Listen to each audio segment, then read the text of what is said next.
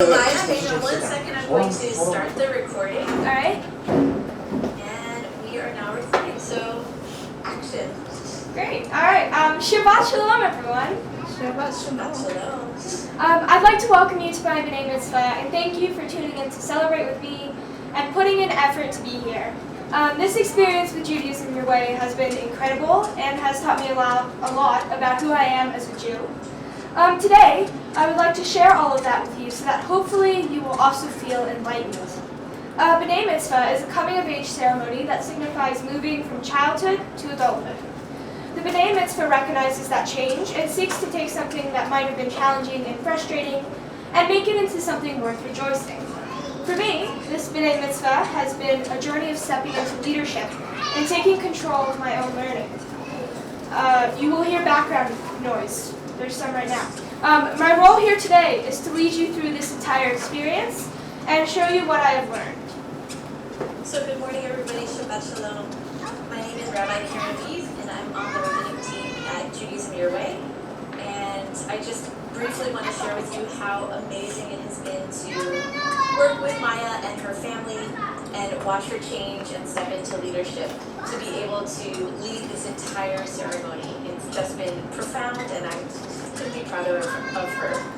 Maya, tell us kind of the roadmap of where we're going with the service. All right, so today we are going to start with Pazukei de Zimra, which are blessings and prayers to warm us up and get us ready and pumped for the Torah service, which is the spotlight of the B'nai Mitzvah today. And I know that some people watching have probably never been to a B'nai Mitzvah and aren't familiar with how it works and even what the Torah is. So just quick, the Torah is what Christianity calls the Old Testament. It's basically the Jewish Bible. And we will also be providing kavanahs, or short teachings of different prayers and blessings, as well as transliterations for those of you who have never attended a B'nai Mitzvah before.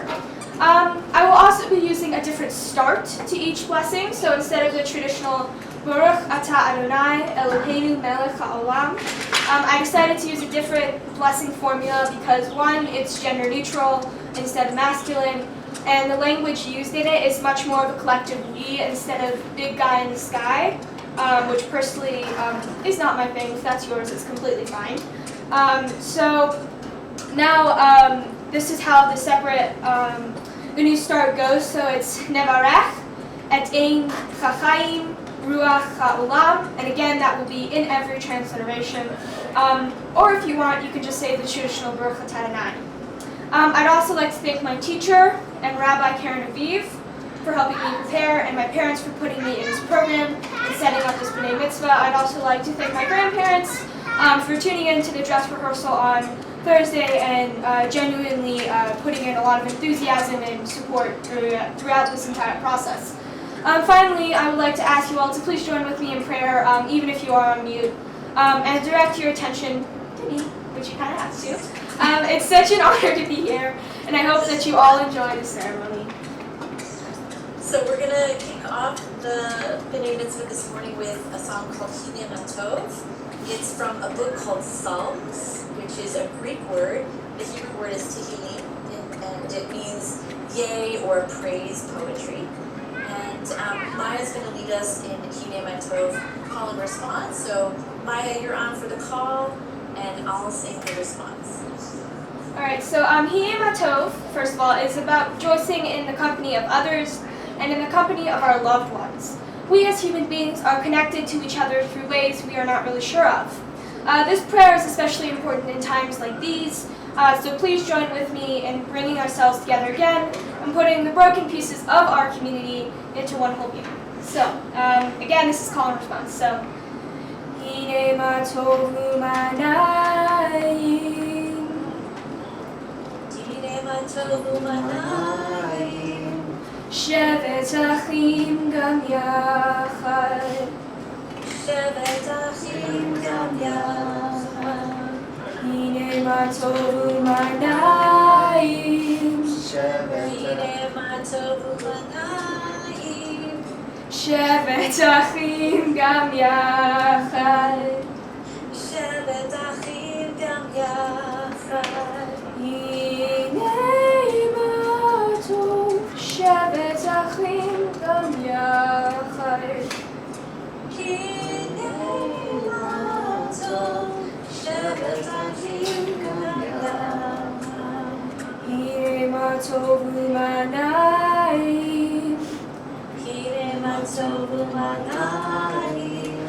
שבת אחים גם יחד. שבת אחים גם יחד. Alright, thank you. And now we're going to call my mama. And we're going to have her read a poem, so go ahead. It doesn't have to be the blue iris. It could be weeds in a vacant lot or a few small stones. Just pay attention. Then patch a few words together and don't try to make them elaborate. This isn't a contest, but the doorway into thanks and a silence in which another voice may speak. Alright. Amen. Amen. So Maya is going to receive a talit, which is a Jewish prayer shawl, from both of her parents. So a talit, again, is a traditional article of clothing of Jews. A talit is meant to represent the commandments. There are 613 commandments. And the tzitzit, which are the fringes you're about to see on the edge of the talit. There are 4 fringes and 8 strings and 5 knots on the tzitzit. And this has the numerical value of 613, the very same number. You cannot receive a talit unless you have come of age, and it is another sign of moving into adulthood. It is meant to bring you closer to God while at the same time providing you a personal place in which to pray. It is a symbol of spirituality for many Jews. For me, a talit represents our connection to the past because my parents and grandparents and people across the world who I've never met wear a talit just like I do. And there's power in that similarity because we all want someone we can connect to. So, I will lead you in this blessing. Sorry. Neverachet echachayim ruach ha'olam asher kitshanu b'mitzvotav v'tzivanu lehitatev b'tzitzit. Amen. And let's say the English translation together at the top of page 2 in your guest Siddur, your prayer book. We bless the source of life, Spirit that that infuses the world, for the sacred opportunity to wear a talit. Amen. Amen. So our next blessing is for gratitude. Maya, tell us what this blessing means for you. So Shechechianu is a blessing of gratitude. It is special to many people, for it is often said at big moments in your life, such as a B'nai Mitzvah, a graduation, or a promotion. Every time you say Shechechianu, not only are you thanking God for the moment that just happened, you are also reminding yourself of all the other great things you have accomplished and memories of your favorite holidays. I've been saying the Shechechianu during Hanukkah for as long as I can remember, and it triggers some of my earliest memories of Judaism. I know I don't say this blessing enough, and I plan to say it more, so by saying this blessing once again, I hope that you all will also express gratitude for being here right now. So, Neverach et echachayim ruach ha'olam shechechianu v'kiyamanu v'higianu lazman haseh. Don't sing Martzor. Amen. Want to say the translation in English? Yes. We bless the source of life, the Spirit that infuses the world, for sustaining us and enabling us to reach this joyous occasion. All right. Amen, amen, amen. So we're now after the opening blessings, we're at Psuke de Zimra. Psuke means verses, and de Zimra means songs. This is really our warming up, so that we can transition and get closer to receiving the Torah. So Maya's going to lead us in a piece of text from the book of Numbers, the 4th book in the Torah.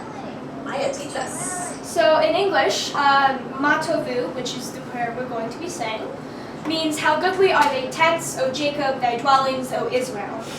Basically, this means that this building or dwelling is amazing and that we should give thanks for that. This is a very special blessing, especially in times like these, because oftentimes we don't think about how important our homes and houses are to us.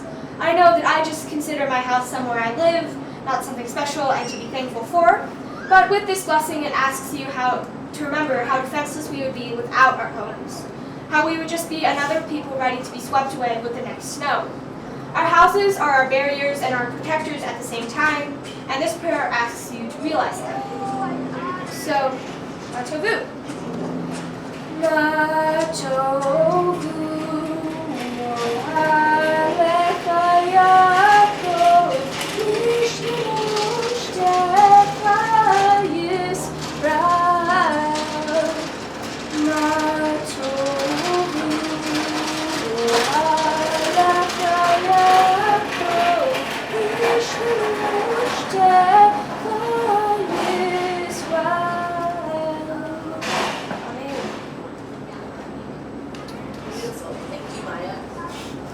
We are moving into Elohai Neshama at the top of page 3. Alright, so Elohai Neshama, my soul is pure. So this poem talks about our spirits and how our memories and interactions fuel that spirit. It's a nice reminder, even though it is slightly corny, that our souls aren't just something that people with psychic abilities talk about. They really are the core of us. They can tell us so much about ourselves and how we view ourselves. If we think our souls aren't very pure, it tells us that we don't think very much of ourselves and that we need to fix that. By reading and acknowledging that our souls are there and are light and pure, we remind ourselves that we are truly not a force to be messed with, which I believe we could all be reminded of every now and then. So my dad's going to come up and read a poem. Your soul was pure. You were in yourself. You remember that. You remember safety. Amazed at the taste of food, sugar blew your mind. You danced and laughed and told jokes. You slept on the dog. You loved cartoons. You listened to the ambient sounds. You listened to your breath. You listened for that pure soul. And you saw things as they really were. Hurt was only hurt, and you were not the center of the universe, and you felt compassion instead of fear. Goodness surrounded you. The past was past. The future was yet to be. You began to touch Torah, and you remembered to love. It is very difficult to get there. It can take a long time. But once achieved, it is simple. Really. Your soul is pure. Our souls are pure. And we are each of us a part of all creation, protected in the oneness. Thank you. Thank you, Daniel. Wonderful. All right, and now we are going to sing the prayer that goes along with Elohai Neshama. So this is much more of a chant, kind of a mantra. So you're welcome to join in whenever you want. So Elohai Neshama shenatzata b'tehorahi. Elohai Neshama shenatzata b'tehorahi. Elohai Neshama shenatzata b'tehorahi. Elohai Neshama shenatzata b'tehorahi.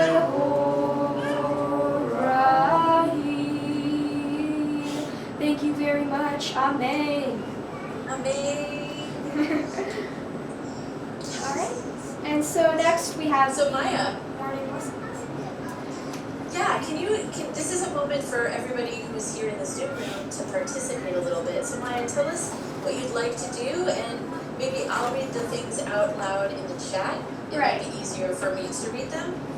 And then we'll go into Birchot HaShachar. So this is the morning blessings gratitude practice. So basically it's what in your life are you grateful for? Please write a few things in the chat and Karen will read them out loud. This can be anything. It can be really broad, to something like really personal, like I had coffee this morning. Or you can have something that, oh, you know, coronavirus numbers are going down in somewhere, hopefully. So yeah, go ahead. So I am grateful for you, Maya. That is my gratitude this morning. And can other people write a few things?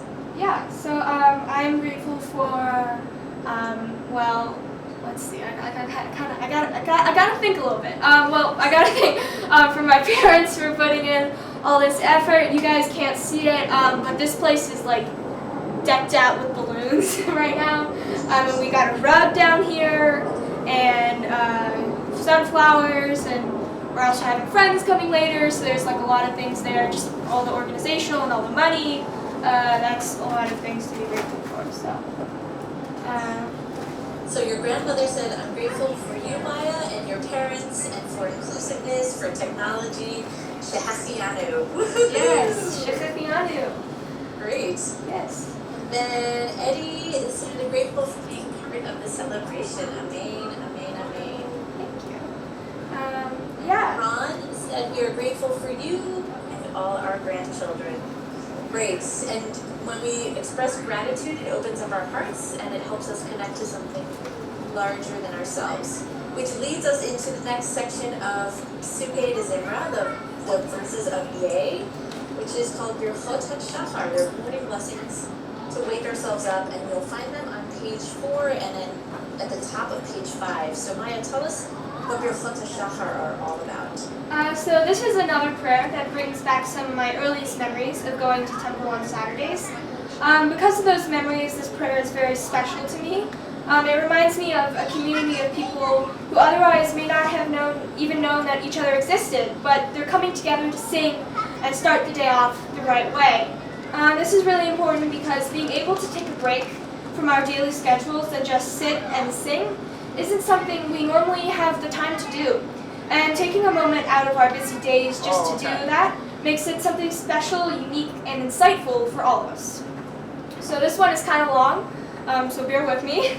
So, Nevarech et Incha Chaim Ruach Haolam Lokeach Ivri. Amen. Nevarech et Incha Chaim Ruach Haolam Matir Asurim. Amen. Nevarech et Incha Chaim Ruach Haolam Zokef Kefufim. Amen. Nevarech et Incha Chaim Ruach Haolam Chamaichin Mitzadei Gaver. Amen. Nevarech et Incha Chaim Ruach Haolam She'asani Kol Tzarki. Amen. Nevarech et Incha Chaim Ruach Haolam Ozir Yisrael B'Gvura. Amen. Nevarech et Incha Chaim Ruach Haolam She'asani B'Chorim. Amen. Nevarech et Incha Chaim Ruach Haolam She'asani Yisrael. Amen. Nevarech et Incha Chaim Ruach Haolam Hanoti Li'aref Kolach.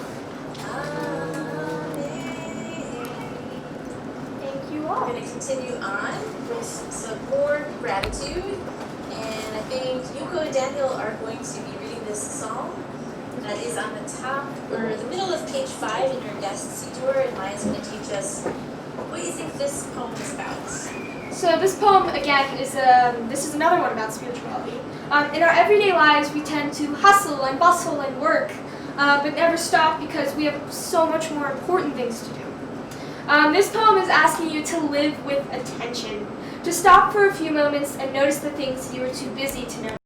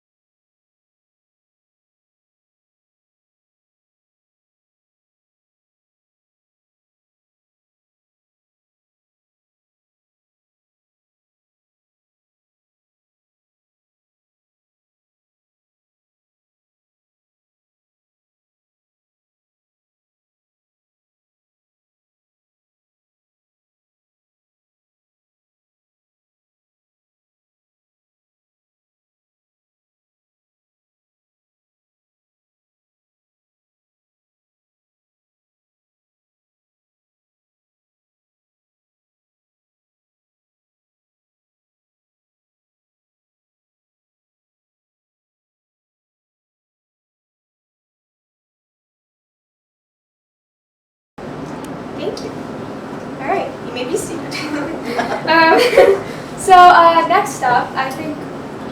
Oh, it's connected. Yeah, sorry. Glitch. Yeah. That's alright. It's okay. You can keep going this way. Well, no, No, if we they need don't to hear it.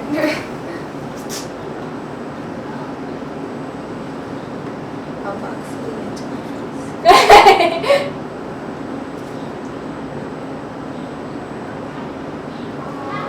I'm so sorry we're having connection issues.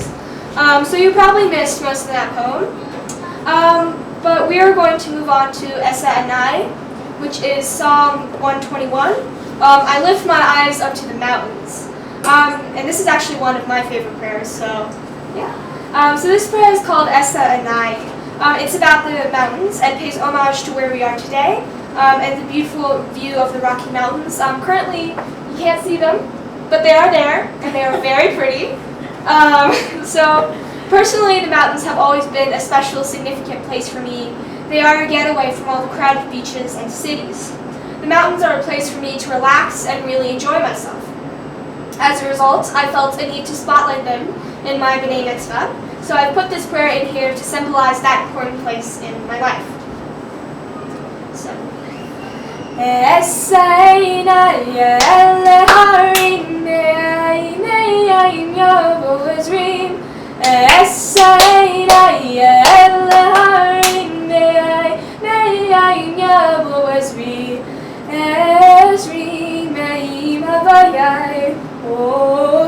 Shemayim va'aretz, Ezri me'im Adonai.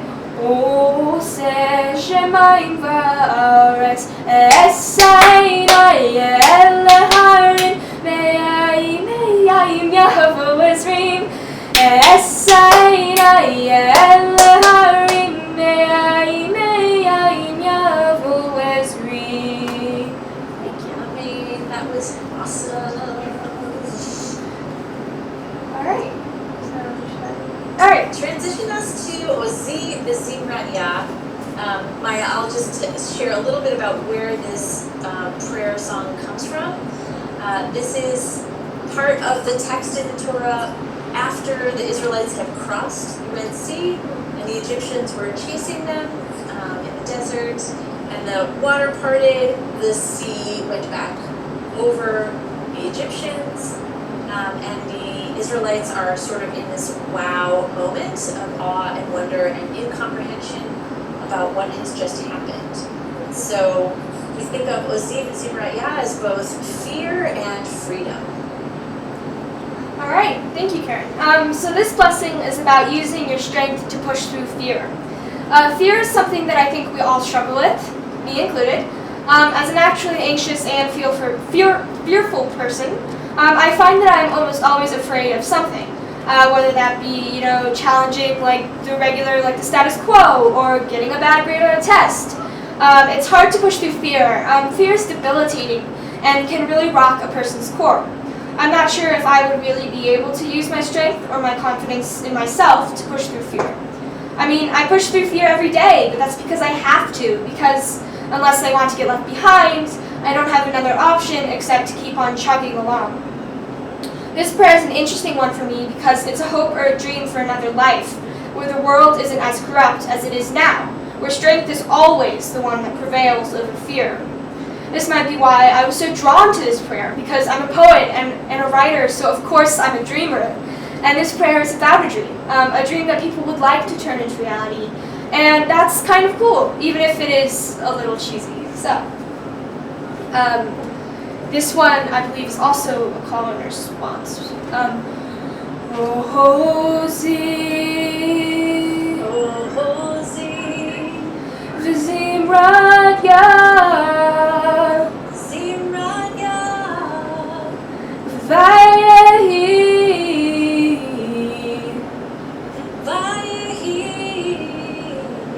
Lishua,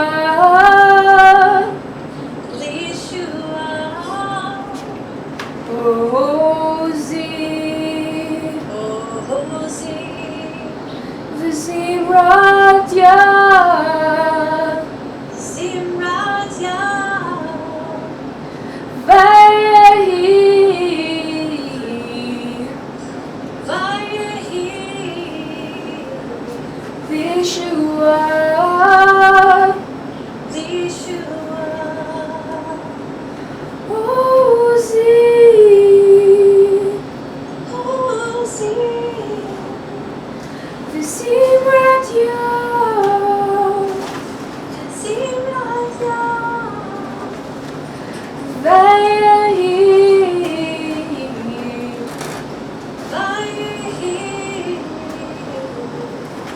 Yeshua. Yeshua. Thank you. Amen. All right. So next up we have the Shema and blessings. So we're going to, well, if you'd like to say a little bit about the Shema, Karen? Sure. So the Baruch Hu is on the middle of page 6, and it is really the call to connection and community.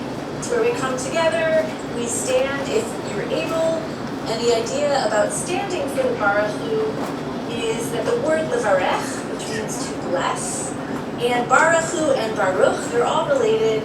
It's about blessing, but it also means to bend at the knee. So the choreography about Baruch Hu is about blessing and bending at the knee for each word that relates to blessing. It's sort of a gesture of connection and also humility when we bend. So, a little bit about the Baruch Hu. The Baruch Hu is all about connecting a community or calling everyone back together once again.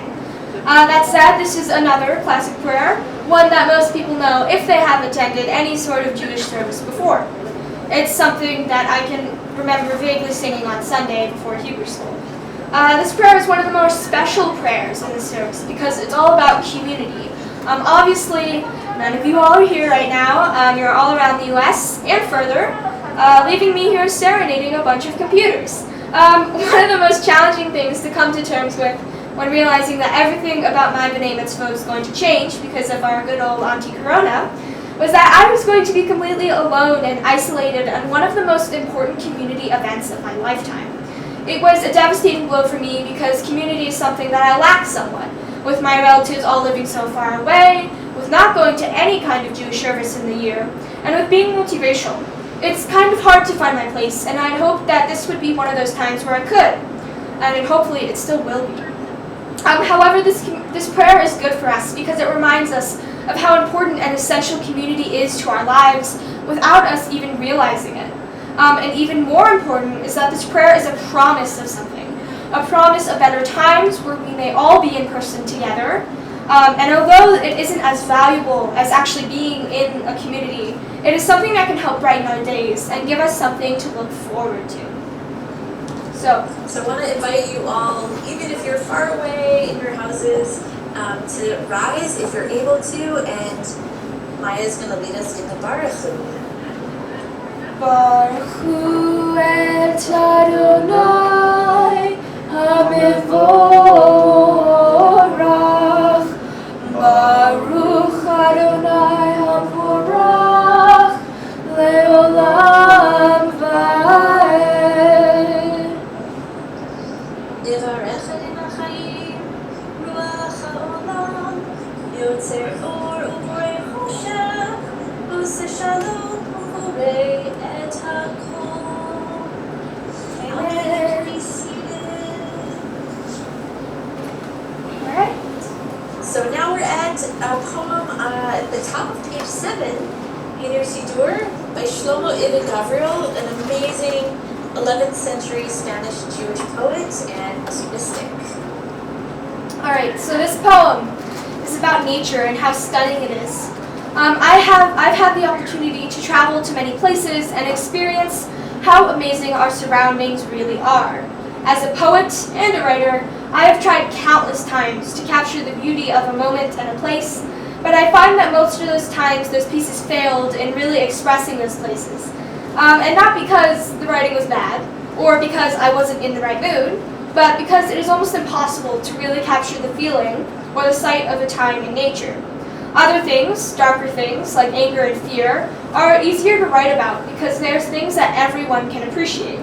But nature is harder to really see, so I hope this poem has put it into words for all of us. And I will be reading this one. So, with the ink of its showers and rains, with the quill of its lightning, with the hand of its clouds, winter wrote a letter upon the garden in purple and blue.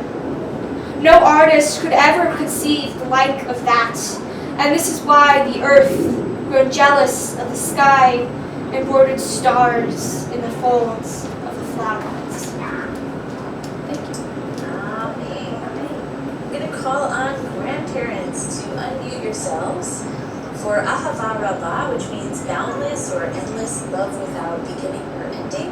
Maya's going to teach us a little bit about love first, and then you can read the poem. So love is an interesting concept. I, being an immature 12-year-old, honestly find, it says kind of here, it's really very, find love very gross to talk about. And when I don't find it gross, I find it cringy. Love is so hard to define, so hard to really see and understand. To be honest, I don't even know what love really feels like, though I am sure that I love my family. Because of that, it's interesting to read about other people talking about love. What it is, what it's like, what to do when you do love, the different kinds of people you can love. It's also complex, and this is exactly what this poem talks about. So go ahead. What is great love? A love that reaches deep inside our hearts and minds and never departs. An expanding, continually surpassing compassion that flows toward and within us. Those who came before us were blessed to learn how it truly is. So may we have the merit to be open to this learning. May we honor that we are held in an embrace of infinite kindness. May we become still enough to hear, still enough to get clear, still enough to know secret and its release. May we embody this wisdom, may it shine from our eyes with the love. Amen. Thank you. So much. And then actually, you have another poem. As we transition into the Shema and the V'ahavta, two of the most classic prayers in Judaism. And this is an invitation to listen and love.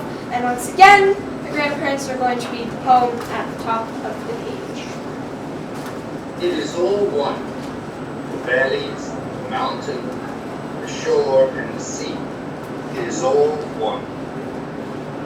And so am I, the fragile beat, the beating heart and the jumping heart, the structure that is breathing and breathing, all one. From one comes each, and to one each returns.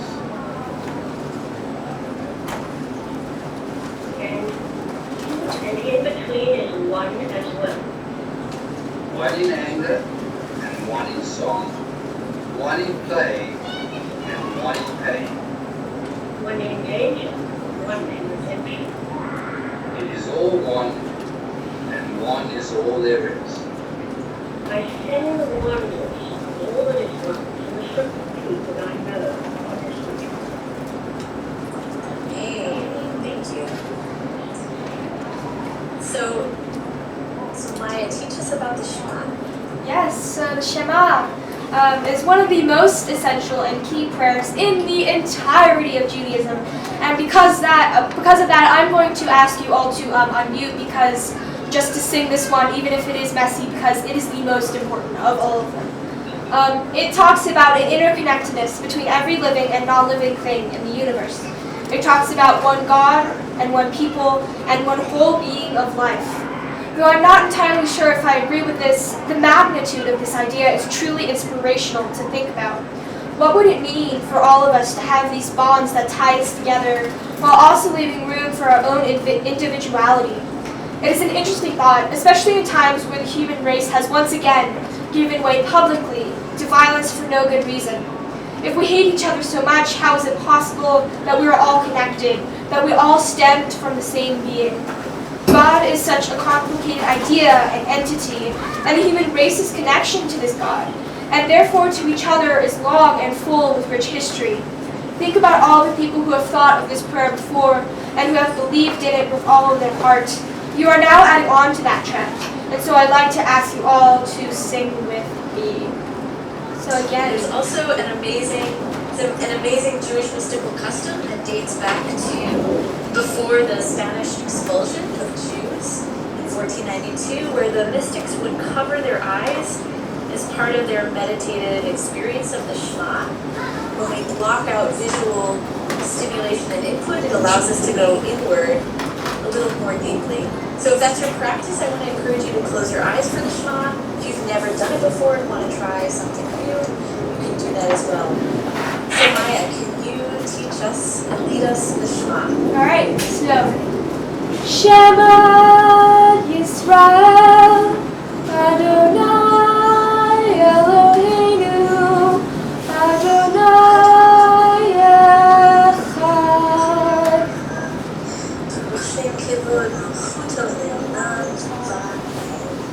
We'll say the English translation together at the bottom of page 8.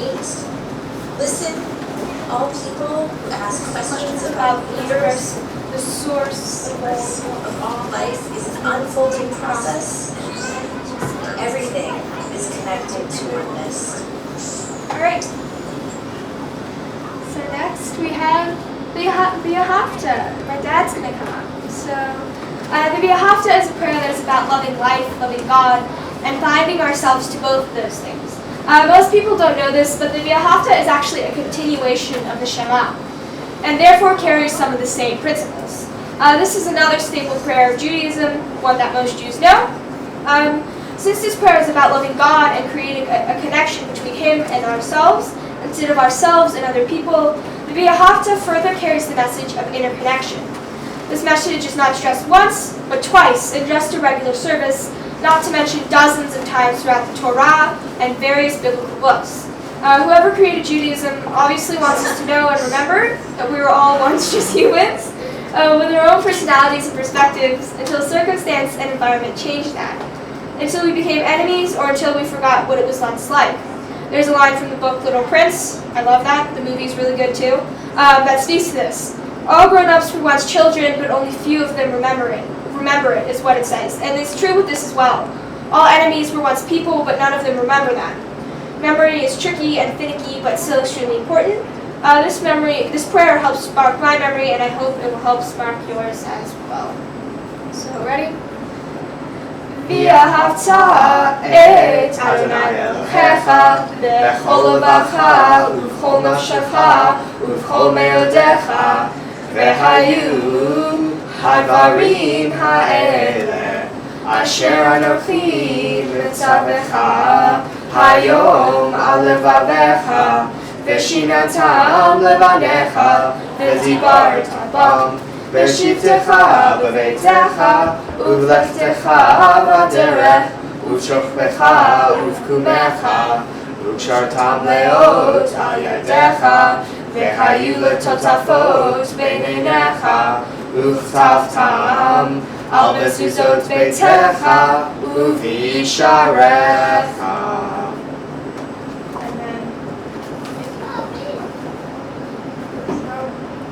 Loving life and its mysterious source with all our heart and all our spirit and all our senses and strength, we take upon ourselves and into ourselves these promises, to care for the earth and those who live upon it, to pursue justice and peace, to love kindness and compassion.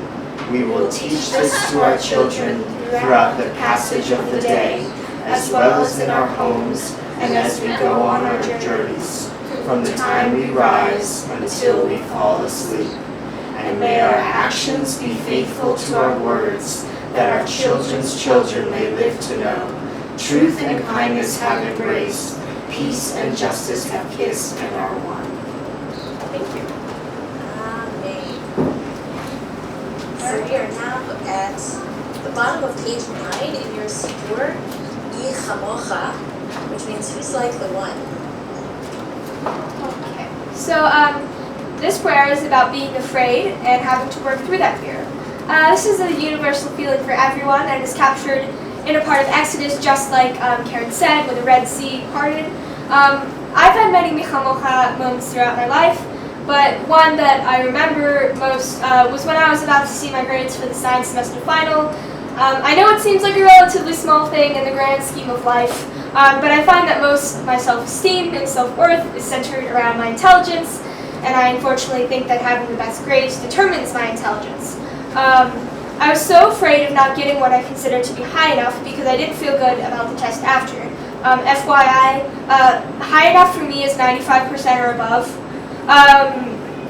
This poem addressed what I was feeling and what many others like me have felt as well. In this way, this poem is special because it connects to an individual person on a personal level, but it also unites us all because in at least one moment in our lives we have felt this way.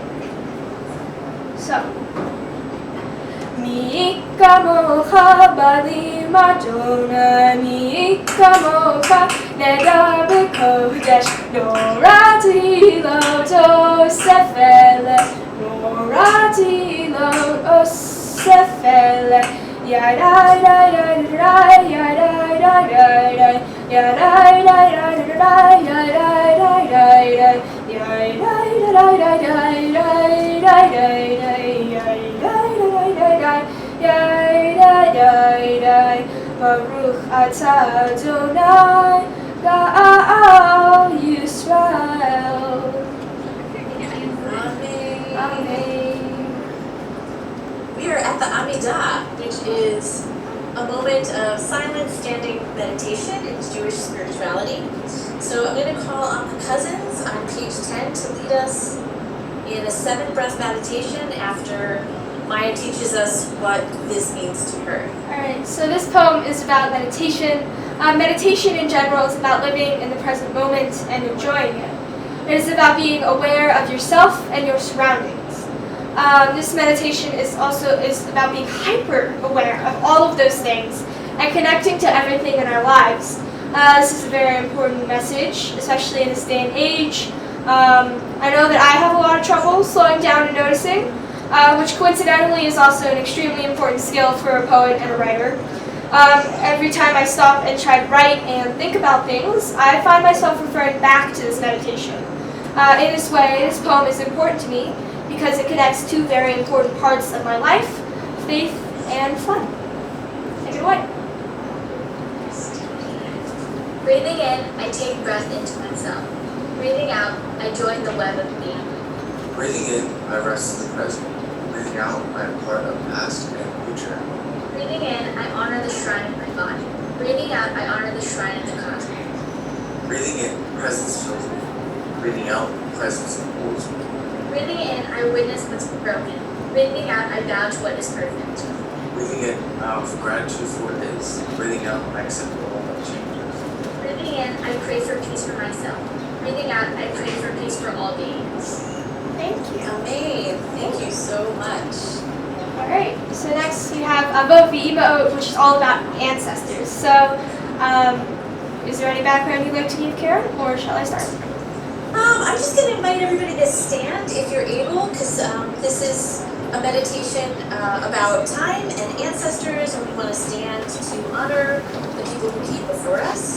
And then after Maya leads us in the first preliminary blessings, at the bottom of page 11 and also page 12, you'll find an interpretive Amidah, so we'll go into silence for a minute or two, and then we'll come back together where Maya will lead us in Oseh Shalom, which is a prayer for peace. So Avot V'Imaot is a prayer about our roots. Judaism is the third oldest religion in the world, almost 3,000 years old.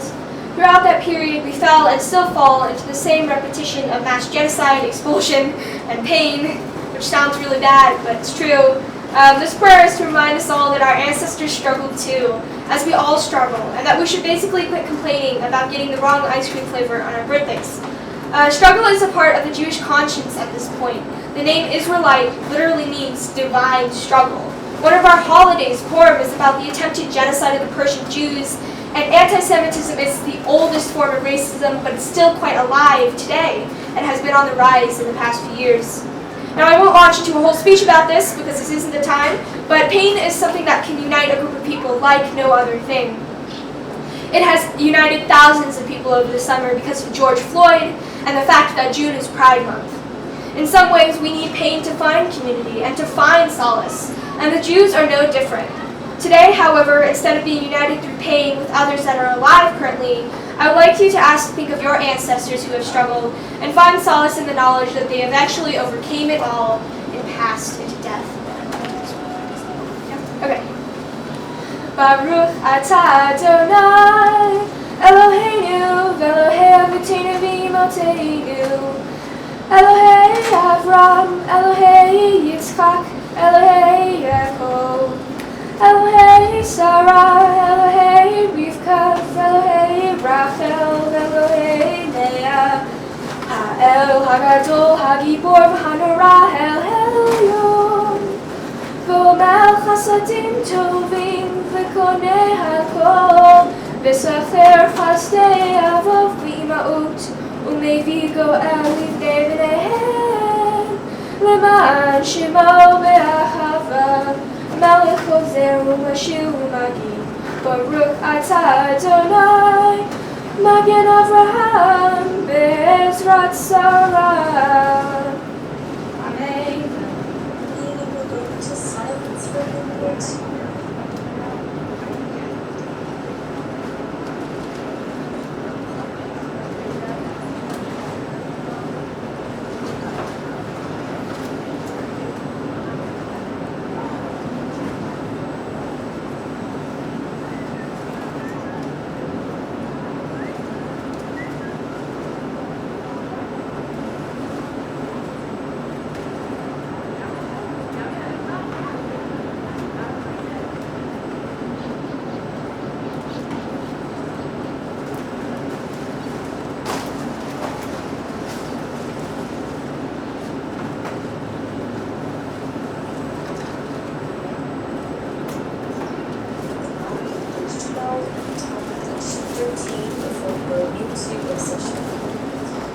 Bless all of us with transcendence from the light that illuminates.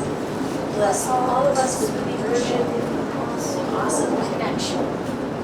Adonai Echad, with compassion for all who are in pain, cause pain. Bless us with peace and wholeness, that we may have decent and happy lives and help others to do the same. Maya, lead us in Aseh Shalom. So now, this is Aseh Shalom, hoping for peace. Worldwide, peace is something that we lack most, and the thing we crave for the most as well. I mean, wouldn't it be nice to wake up one morning and not see any new shootings, bombings, hate comments, other not nice things? Peace is so hard to even think of or truly grasp the meaning of. I think it's even harder to create and nearly impossible to maintain. Violence is so much easier. It's so much easier just to pull a trigger with the flick of a finger than to sit down and actually talk civilly to someone who represents things that you don't like. And yet we as humans can't help but want what we can't seem to have. Peace is a foreign concept for most but a select few who actually manage to take its meaning and generate it into something greater. I can't help but look up to these people, MLK, Mala Yousafzai, etc. This prayer is about hoping for peace and hoping that someday maybe we can all be someone who understands peace and who works for peace. Until that day, though, we must continue to try and make things better, all the while singing Aseh Shalom, may peace be made for all of us and all of Israel. Alright, so Aseh Shalom bin Romav, Aseh Shalom Aleinu, Ve'akol Yisrael, V'imru, Amen. Aseh Shalom, Aseh Shalom, Shalom Aleinu, Ve'akol Yisrael, Aseh Shalom, Aseh Shalom, Shalom Aleinu, Ve'akol Yisrael. We are now at the Torah service, so hopefully you feel warmed up spiritually with gratitude and blessings for what's most important in our lives. What's going to happen now is that Yuko and Daniel are going to pass the Torah to Maya while her grandparents read a beautiful poem at the bottom of page 13. And this is a symbolic ritual moment where Maya is receiving the Torah from her parents and her grandparents and ancestors, and then we are going to affirm and recognize and affirm Maya as a teacher and a leader when she leads us in the responsive Shema, which is on page 14. So I want to encourage you actually to unmute if you're able to, as we respond to Maya's Shema. So let's see, Ron and Natalie, can you lead us in the passing of the Torah poem? In each age, we receive and transmit the Torah. At each moment, we are addressed by the world. In each age, we are challenged by the each moment we stand face to face. In each age, we add our wisdom to that which has gone before. At each moment, the knowing heart is filled with wonder. In each age, the children of Torah become its builders. The world serves the foundation of people. Amen. Maya, lead us in the Shema so we can affirm you as a Jewish leader and teacher. Shema Yisrael Adonai Eloheinu Adonai Echad. Shema Yisrael Adonai Eloheinu Adonai Echad. Echad Eloheinu Gadol Adonai Kadosh Shemo. Echad Eloheinu Gadol Adonai Kadosh Shemo. Gadol Adonai iti u'nemromama Shemo yachdav. And we're gonna put the Torah down and undress it, and I'll just lead you in an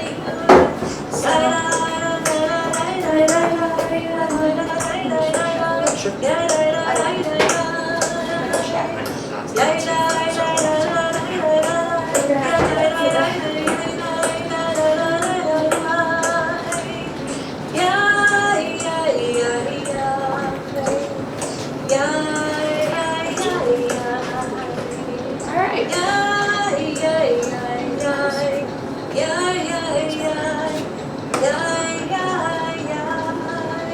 Amen. Alright. So Okay, Maya, lead us and teach us, what is your Torah portion all about? alright, so this is the best part. I'm excited. Okay. Shabbat Shalom, everyone. My Torah portion is Pinchas, which is in the book of Numbers. Pinchas has two completely different stories in it, which for some reason don't have anything to do with one another. So I'm only going to be focusing on one of the stories in it. So the second story is about the daughters of Zelophehad. And you will actually hear this Torah portion being read out loud later.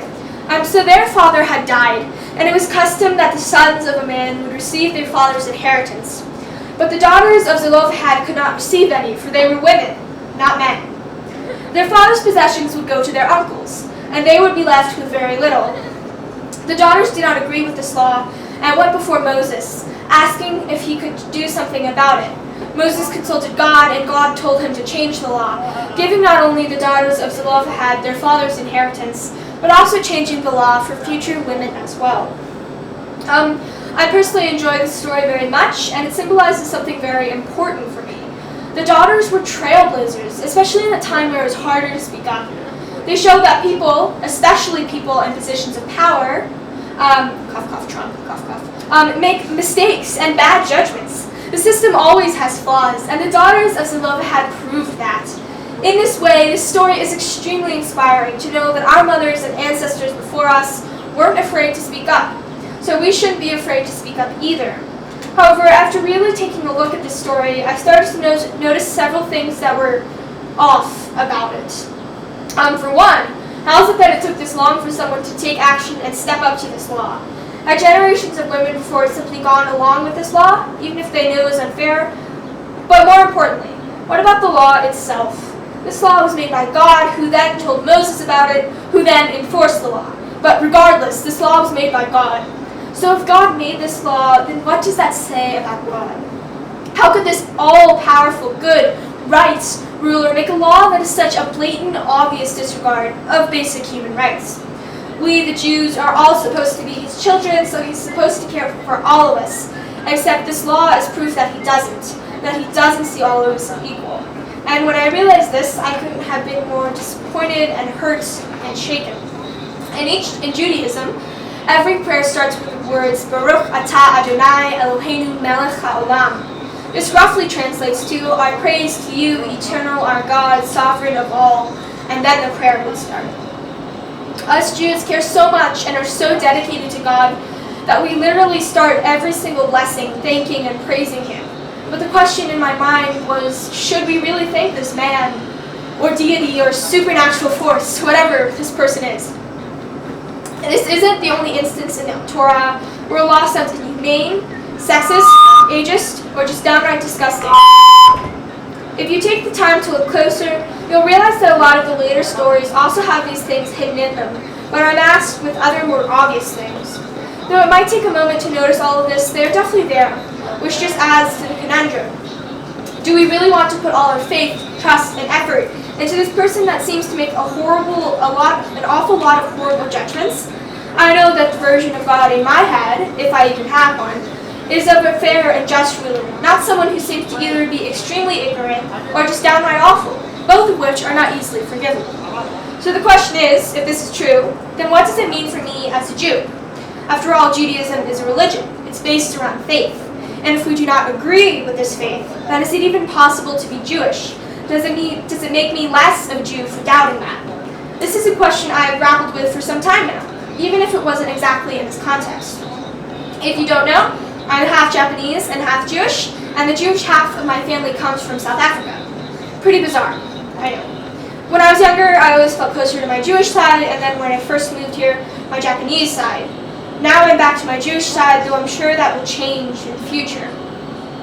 The thing is, I don't really fit the stereotype of what a Jew is, and my mother is Jewish, which according to Jewish law, makes me a non-Jew. I'm not really sure if I believe in the idea of God, or the ideas he represents, but I still feel Jewish. So am I still a Jew? Answer this question however you want. But I think that I'm Jewish. Correction, I know that I'm Jewish. Judaism is a religion, but being Jewish is not. It's really a culture that to some degree is religious, but isn't necessarily so.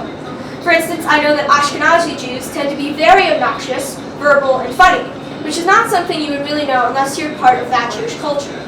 It's interesting, coming into this Torah portion, I thought this was going to end up being about feminism and women's rights, but somehow it ended up capturing exactly what has been on my mind recently concerning Judaism. I really think it's important to realize that being Jewish, or really being anything, has nothing to do with blood or belief. It has to do with your identity and how you think of yourself as a person. I'm so glad that this Torah portion made me think a lot about who I am and who other people might be if they want to be. So while you are hearing this Torah portion, I would encourage you to also think about what I've said and what this might mean in your life and the life of people around you. Understanding comes from knowledge, and so I hope that this new bit of knowledge you've heard today may stay with you and help expand your vision of what identity, faith, and culture can mean to anyone from anywhere. Thank you. I'm collecting. That was some awesome story you just taught. Yeah. Hold on. And one more thing. While we're on the topic of identity, I also came to another realization earlier this summer, and I got a haircut just to kind of go with it. Earlier this summer, during Pride Month, I came out as queer. This is my continuation of that coming out. This haircut, which is a more masculine kind of haircut, also was part of that. Thank you. Let's move on. Mazel tov. Mazel tov, mazel tov, mazel tov. We love you and see you and affirm you exactly as you are, which is amazing. So we are at the Torah service, and what happens is there are 3 blessings and readings from the Torah, and 3 opportunities for different groups of people to say the blessings and receive the insight and wisdom of Torah. Maya has written an amazing translation that she's going to deliver, and then I will chant from the Torah. So it's blessing, translation, Hebrew, blessing, and we repeat that ritual choreography 3 times. On the top of page 15, Actually, 14 and 15, you'll find both the traditional blessing before and after the Torah reading, and an alternative Torah blessing that Maya will view, which is gender neutral and also talks about being drawn closer into relationship with Torah rather than being chosen. So this is an inclusive way to engage with Torah from the Reconstructionist in Judaism. So Maya, let's see, what are we doing first? We are going to call up grandparents. So grandparents, you can unmute yourselves and I will do the call up. I'm calling up the grandparents of this amazing student, Aliyah Harishonah, for the first Aliyah. Do you have to place it there with your translation? We're looking. We're up. There we go. We had to open it like tons. This way, this way. Great, you found it. Yes, we found it. We lost it. We're good. Yes. 1, 2. All right. 3. Awesome. Yes. Great. Here's the yad. Baruch Adonai Hamborach Le'olam Va'ed.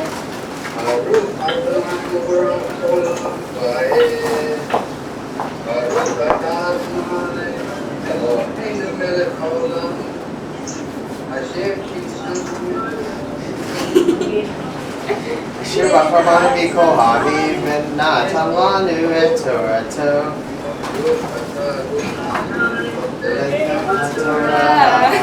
Amen. All right. So, where's Aliyah? So, this is the story. Moses waited patiently as the daughters of the man Zelophehad came forward towards the tent of meeting. Their names were Mahlah, Noah, Hoglah, Milcah, and Tirzah, and were part of the Menashe family, descending from Joseph. Together they walked into the tent of meeting where Moses and the rest of the congregation held a version of court. The sisters had come to say something, as most did, but if their reactions were anything to go off of, it was not something the congregation would be expecting to hear. Our father has died in the wilderness, Noah stated, voice wobbling slightly on the word died. The members of the congregation glanced at each other. Upon seeing their faces, Milcah cut into her sister's speech. He was not part of Korah's rebellion, which opposes the Lord, she said quickly. The members nodded their thanks for the clarification before Moses motioned them on. He died, Hoglah continued, and we, the daughters, mourn. We mourn the fact that our father has died. We mourn the fact that we have no brothers. And we mourn the fact that our father's inheritance will not come to us, but to our uncles, for only sons can inherit, Mahlah stated, eyeing the congregation with a mixture of grief and sadness. But mourning does not last forever, and so we, the 5 daughters of Zelophehad, come before you today to ask that we may gather our father's inheritance, despite the fact that we are not men, she finished. Sadness gone and replaced by a fiery look and a set jaw. We pray that you do not make this decision lightly, said Tirzah, the youngest, softly. For our father's name and possessions mean everything to the 5 of us. Moses looked down at the little girl, hands wrapped tightly in her sister's brown dress, and smiled gently at her, before closing his eyes in thought, considering the daughter's case. A strong argument you make, sisters, one that must be taken seriously, Moses said solemnly. I will ask God, for they will know what decision to make. Important matters such as this are best left to someone all-knowing. Until then, you are dismissed. We will contact you once the decision has been made. The daughters nodded and bowed respectfully before making their way out of the tent of meeting, hands interlocked tightly. Amen. V'tikranan benot Zelophehad ben Hefer ben Gil'ad ben Machir ben Menashe למשפחות מנשה בן יוסף ואלה שמות בנותיו אחלה נועה וחוגלה ומילכה ותרצה ותידנה לפני משה ולפני אלעזר הכהן ולפני הנשיאים כל העבודה פתח אוהל מועד אור אבינו את במדבר והוא לא היה בתוך העדה עמדי על אדוני בעדת קורח כי בחטאו מת ובנים לא למה היא Rashim, Adi, Tov Mishpato, Yimo Ben, Tenalani, Nafusa, Betoloch Pache, Avi. And grandparents, can you say a closing blessing?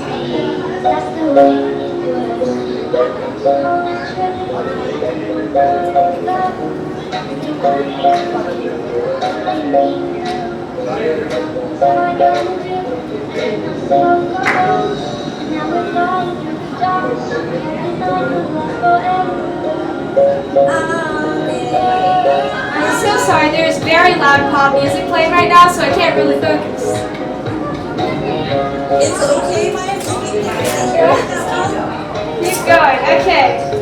You're next. Yes, I would keep going. So, for the second aliyah, I'm going to call up Danielle, Ya'adu, coming up, Danielle, Ben Renee, Ben Tanya, for ha'aliyah, ha'shemit. You go. Actually, you go, okay, you're not going to go. Alright, Daniel, it is your turn to say the blessing over the Torah. Baruch Adonai habarach. Baruch Adonai habarach le'olam va'ed. Baruch Adonai habarach le'olam va'ed. Baruch atah Adonai Eloheinu melech haolam asher bachar banu mikol hamim v'natan lanu et Torato. Baruch atah Adonai noten haTorah. Amen. Alright. Moses knelt at the altar, voice low, speaking slowly. The daughters of Zelophehad came to me today. They asked to inherit their father's possessions, despite the fact that they are women. God remained silent, waiting for Moses to finish. They also asked that you consider this decision carefully, for they care greatly for their father. God nodded. And what say you to that? God asked Moses. Moses looked up, pausing a moment and stumbling over his words at God's question. I say, he stopped, gathering his thoughts together and remembering what he had thought in the tent of meeting. I say that they should inherit their father's possessions. They deserve the same treatment as others. God contemplated Moses' words carefully before opening their mouths to speak. The daughter's case is just and true, as are their reasons for it. I continue. Give them their father's possessions and inheritance, just as they would have received if they were men. Amen. Vayikrev Moshe et mishpato b'fnei Adonai. Vayomer Adonai al Moshe lemor, midlo banot Zelophehad divrot natan titen lahem achuzat nachman b'toch achei avihem v'ha'avarat et nachalat avihem lahem. Alright. Music's catchy. Okay, my turn. And wait, it's the closing blessing that Daniel has to say. Baruch Adonai habarach. Baruch Adonai habarach le'olam va'ed. Baruch Adonai habarach le'olam va'ed. Baruch atah Adonai Eloheinu melech haolam asher natan lanu Torah emet chayei olam nata b'tocheinu. Baruch atah Adonai noten haTorah. Amen. And I know it's hard to concentrate with some disco music playing, and we'll just have to do the best we can. Okay. So, Ta'amon, calling up, Maya, but you know, Abad Miztvah. Okay, Maya, I want sorry. you to hardest of all. Yes. Concentration. You're being called. I know. Okay, hold on. I'm just gonna. Crossover mode. Baruch Adonai habarach. Baruch Adonai habarach le'olam va'ed. Baruch Adonai habarach le'olam va'ed. Mevorach v'timchachayim ruach haolam asher tivanu le'avodato v'natan lanu et Torato. Mevorach v'timchachayim ruach haolam noten haTorah. Alright. The daughters have called to attention the fault of this law, God stated, and so let it be changed. If a man dies and has no sons, give his inheritance to the man's daughters. If a man is childless, his property will then and only then go to his brothers. And if a man has no brothers, then everything will go to his father's brothers, the man's uncles. And if a man has had an unfortunate life, childless and without brothers or uncles, let everything go to his nearest living relative, and let everything be laid to rest with them. This shall be the new law of the Jews, the Israelites, God said to Moses. Let this be known to all your people, and let the law be amended in accordance with this new understanding. And so Moses did so, and the law was changed, and the daughters of Zelophehad got their wish, and stood up to God's and Moses' authority. Oh, sorry.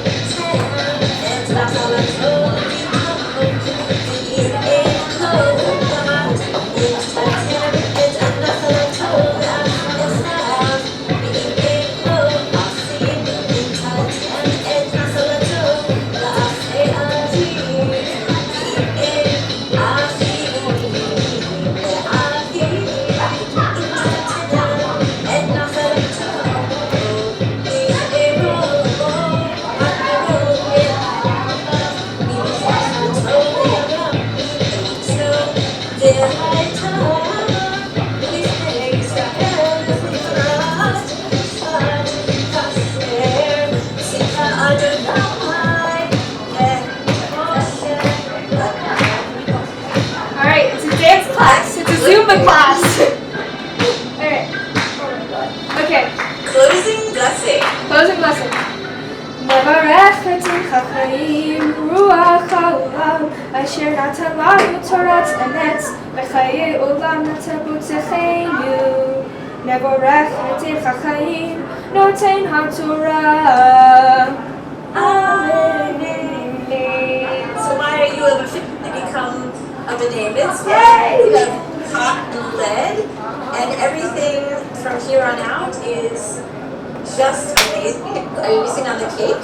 Yeah. So what we're going to do right now is, while the Torah is still open, we're going to offer a prayer of healing. There's a midrash, an interpretation that the Torah is open, the heart will fly open. So we offer prayers for healing to people who need it. And then Maya is going to lead us by prayer, despite the disabilities. Why is it important that we should have a prayer for healing? Okay, so now of all the prayers in this ceremony, this one is probably one of the most currently important ones. After all, not only are we in the middle of a global pandemic, but we're also watching and participating in the George Floyd protests and the horrible and saddening issue of racism in our country. And that's not all. Currently there are almost 40 active wars and conflicts going on in the world. And in 2018 there were a total of 7,036 single bias hate crimes and 84 multiple bias ones. I don't really think I have to say any more about that and what it means for our planet and for the human race because it's very sad and disheartening. And this is why this prayer is so important. So now if you would please join with me in praying for healing across the nation and sending love and compassion to all of our LGBTQ+, Jewish, Black, Latinx, multiracial people, and any other minorities or people who are in need of healing. Thank you. So, let's see. We're going to try this. So I'd like to ask you to write the names of people you know who you'd like to sing to. Then I can read them out loud in the chat. I'm going to write a few as well. Let's see.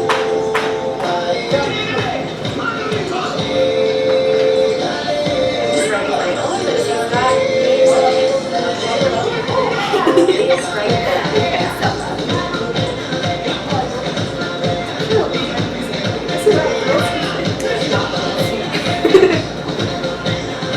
So Maya, we're not quite done yet. Yes, I know. I'm sorry. I'm getting distracted. We're actually in a moment where people are talking about healing. Yeah, I know. And Sorry. I know it's super tough. I'm wondering if there's anybody in the space where you are right now who could ask a manager or somebody who is in charge of the music downstairs to just turn it off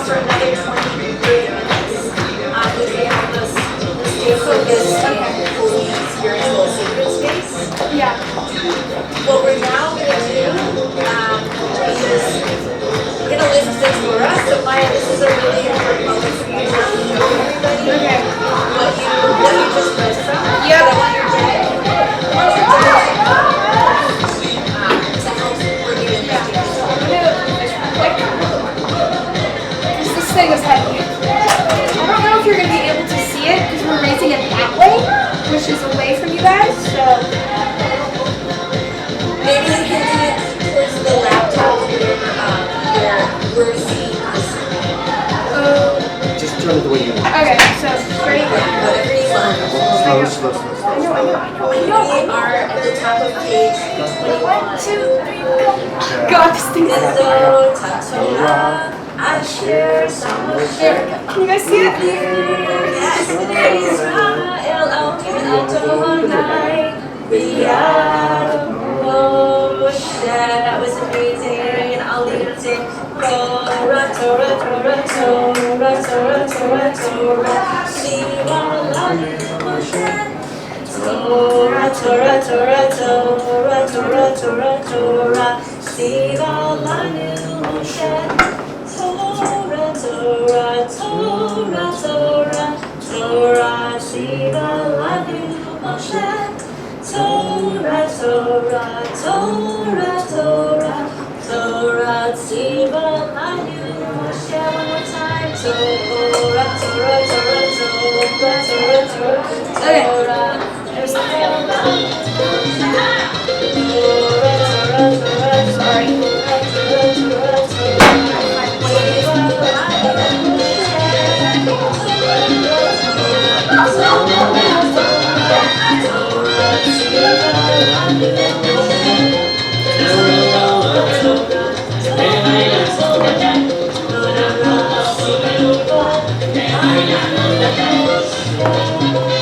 Okay, thank you. Here, we're going to say goodbye to the Torah with a song that plays in one called It's Funny to Be His Life. And Maya, I can only imagine how challenging it is. Yes, so I'm going to be singing. Someone has to clap because I'm going to be singing with my ears plugged because I can't focus on this. So, it's fine, lama haziki bogus mochera me'ushar. It's fine, lama haziki bogus mochera me'ushar. Shalom, shalom, shalom, shalom, shalom, shalom, shalom. Great. Okay, So thank you. we've said goodbye to the Torah, and now God is going to talk to us about her Jewish journey and offer some gratitude to important people who have helped us. All right. Can you all hear me? We can hear you. I think it's probably super loud. Yeah, okay. But try your best. Alright. Yes. Okay. So what being Jewish means to me is being Jewish means that I'm different but not odd, that I'm in a minority and an underdog but not alone, and that I'm a part of something bigger. It means chala and talking too loud and being guilty while also being me. It's having suffered without having even been born and having survived without ever being told to die. Being Jewish means that I'm me, it's a part of me, it's who I am, and I don't know where I'd be without it. I've been throughout this entire B'nai Mitzvah has been identity and trying to find my place in this world and among my culture, something that I will continue to learn about and develop as I get older. Through preparing for this B'nai Mitzvah, I have kind of discovered a little bit of what Judaism does mean to me and how involved I can be in it without having to practice it in a certain way. Learning that has changed the way I view the world and my culture dramatically, and I'm really thankful for that. Anyway, I hope you've learned not only a little bit about Judaism and Jews, but also about what religion can mean to different people like myself, because I know that I learned so much during this past year. Thank you. So now we're going to transition into gratitudes. So I did write gratitudes for my parents, but they're very personal and very long, so I'm going to be giving that to them afterwards. But for Karen, you have one of the most vibrant personalities of any person I've ever met. You are full of a certain type of energy that just makes people gravitate towards you, and upon really getting to know you, those people know that they were right in choosing you as a friend or mentor. I know that's what happened to me. I've been astounded by how much effort you put into making sure that the B'nai Mitzvah class was not only prepared for their special day, but excited about it as well. You provided so many opportunities and options to where we could take our B'nai Mitzvahs and supported us all the way. You also did this while teaching a whole other class of students, and continuing to work and organize other events for Judaism your way. Please know that you are appreciated and loved for all that you do and all the people you have touched. And then for Sessa, Guppy, Mima, Baba, and Gigi, those are my grandparents, thank you for loving me eternally and being open about that love. You are all so supportive and involved in the lives of those around you. I always look forward to seeing or talking to all of you, as you are so kind in what you say to me and how excited you always are about what I do in life. Over the years, I have been fortunate enough to blossom you in the safe net you have always provided me with, so that I can become the best version of myself. Sending love and thanks to every single person here. Thank you for listening to me talk for this long. Thank you for being here. So yeah, thank you. Mazel tov, Maya. So we're gonna now receive. I want you to just take a deep breath.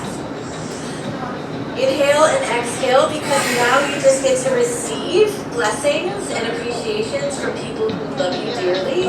You don't have any more teaching to do, which is awesome. Yeah. I hope you can bask in all that you've accomplished. I'm going to call on Nico to offer the poem by Dr. Seuss. Be who you are and say what you feel, because those who mind don't matter, and those who matter don't matter. I'm made for that. Yuko and Emil. There is inside you all the potential to be whatever you want to be, all of the energy to do whatever you want to do.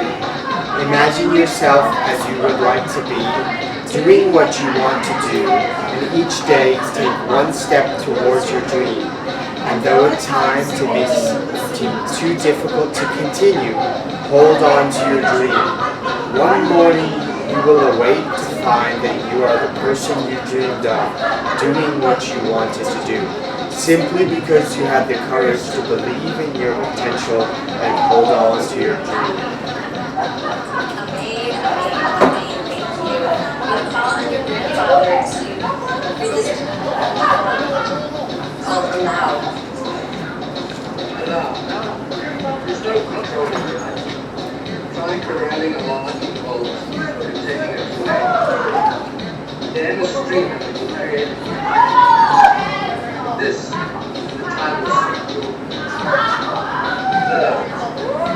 Grace will carry you to higher ground. The only safety lies in letting it all in. The wild, real, fantasy, failures, and success. Lost trips, off doors and hard. The sadness, reality, vision, despair. This is seeing, bearing the truth. The choice to let go of your unread the whole world is revealed to you. Thank you so much. I'm going to call on Sienna to offer the short quote by Albert Einstein. There are only two ways to live your life. One is there's no nothing, the other is no everything. Amen to that. And I'm going to call on your grandmother to offer this beautiful blessing by Maya Bernstein.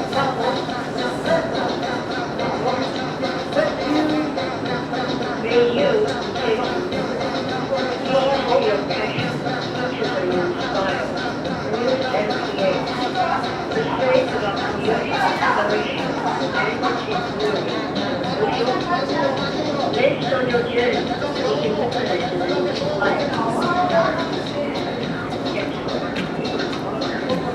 Okay, thank you for that. So Yuko and Daniel, can you offer a few words of blessing to your amazing person that you created? Maya, we are so proud of you for taking on the challenging task of exploring your identity. We know that it is not an easy task to honor different aspects of your complex self and how they relate to the people around you. You have done such an amazing job, and we look forward to supporting you as you continue on this road. Just remember, the process is just as important as the outcome, so don't forget to give yourself hugs as you go through your journey. Hey, thank you. So Maya, I'm going to give you a short blessing, but before I do that, I just you can take off your tallit for a For second. now. I know there's like another where I actually have to put Yeah, because I just want to share with you that that you are an extraordinary person, and I want to just share with everyone here that there was a particular moment in the past year in our class together where you you kind of like practiced a very early draft of your Torah talk. And I remember my mouth being open, kind of on the floor, sort of dazzled by your intelligence and your questioning and your passion. And after you finished grabbing that Torah talk, it was silent in the classroom for like a minute. Do you remember that? And then everyone kind of broke out clapping, like, wow! And it was just an incredible moment where I really saw the luminosity of your soul and your spirit just shining so brightly. And so my blessing for you is that may you continue to learn and grow, see life as an adventure with endless possibility. And may you always have people in your life that you can trust and lean on. Friends, teachers, mentors, and your family. And may you know already that you have a strong sense of self. You have a strong community here. All the people who love you. And may you have the ability to know that you are part of interconnection and the interdependence of all living things. So now I want you to put your tallit on your head, have your parents stand behind you. This is the priestly blessing that comes from the book of Numbers, which you just read from.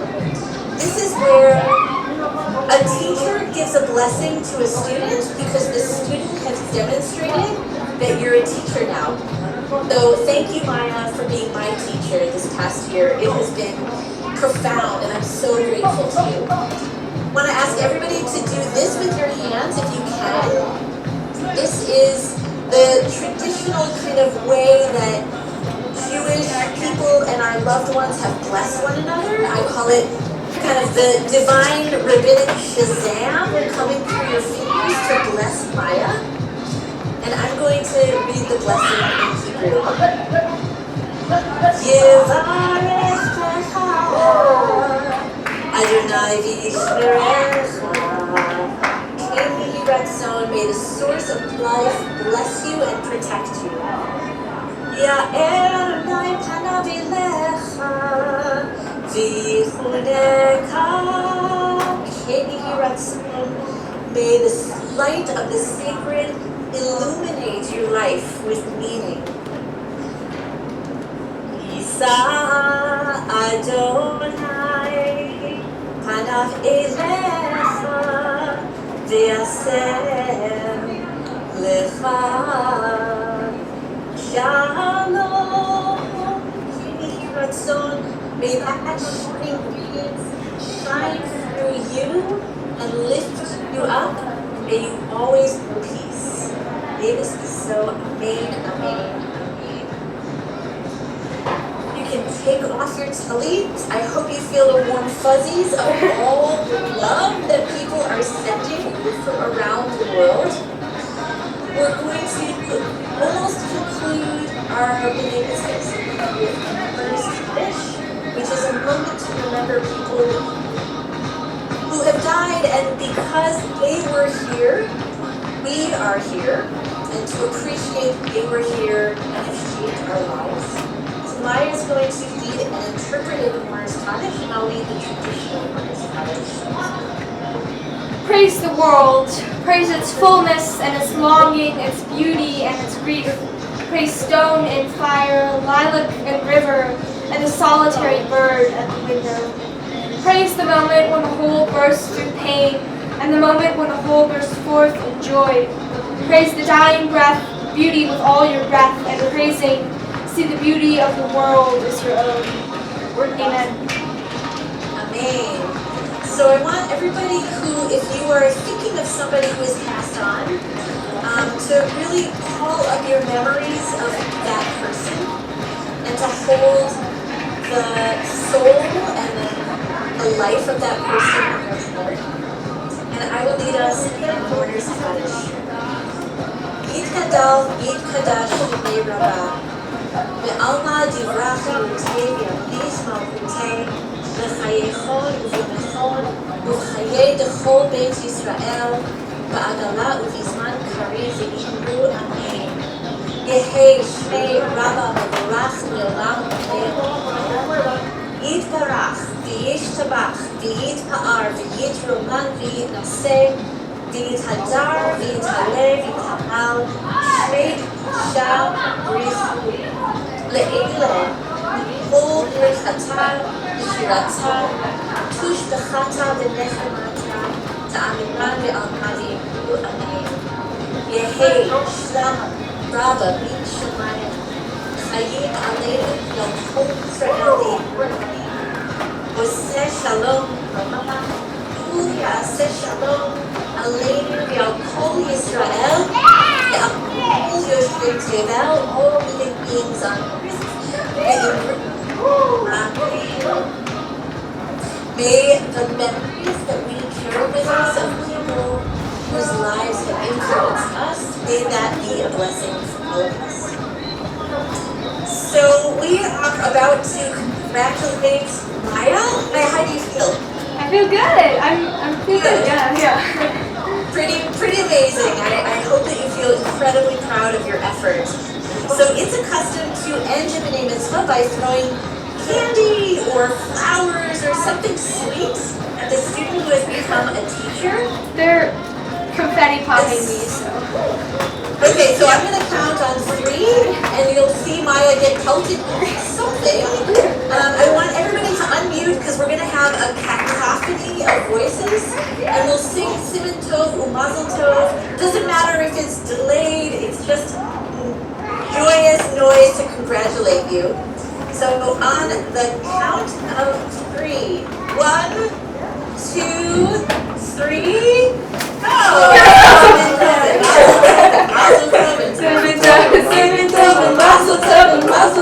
Oh my god, that's a lot. Mazel tov, mazel tov, Siman tov. One more time. Siman tov, mazel tov, mazel tov, Siman tov. Siman tov, mazel tov, mazel tov, Siman tov. Siman tov, mazel tov, mazel tov, Siman tov. Siman tov,